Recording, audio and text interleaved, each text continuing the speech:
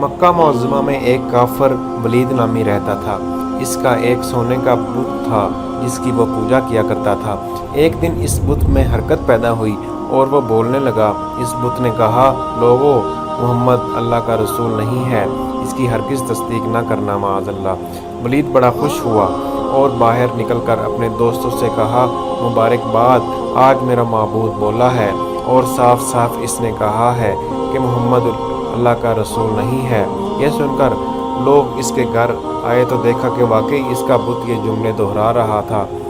وہ لوگ بھی بہت خوش ہوئے اور دوسرے دن ایک عام اعلان کیا کہ ولید کے گھر میں ایک بہت بڑا اجتماع ہوگا تاکہ اس دن وہ لوگ بھی بت کے منہ سے وہی جملہ سنیں۔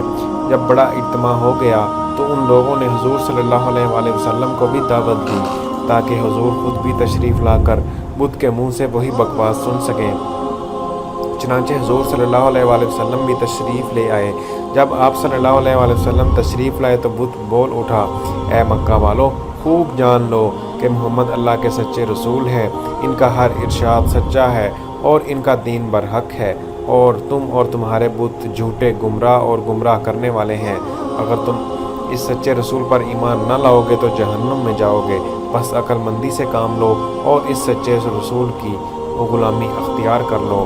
بت کا یہ بات سن کر ولید بڑا گھبرایا اور اپنے معبود کو پکڑ کر زمین پر دے مارا اور اس کے ٹکڑے ٹکڑے کر دیا۔ حضور صلی اللہ علیہ وآلہ وسلم فاتحانہ طور پر واپس ہوئے تو رستے میں ایک گھوڑے کا سوار جو سبز پوش تھا حضور سے ملا۔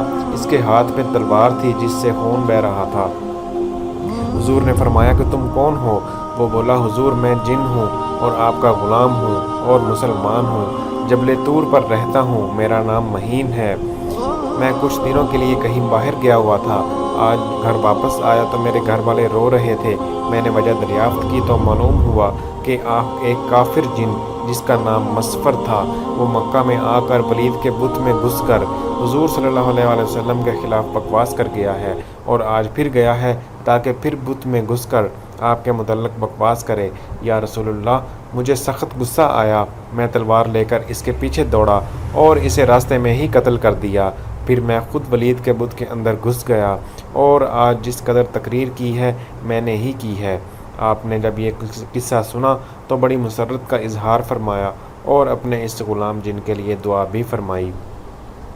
دوستو، اگر آپ چینل پر نئے ہیں اور کون کیا ہے چینل سبسکرائب نہیں کیا تو چینل سبسکرائب کر لیں اور بیل آئیکن پہ پریس کر لیں تاکہ آپ کو مزید ویڈیوز ملتی رہیں۔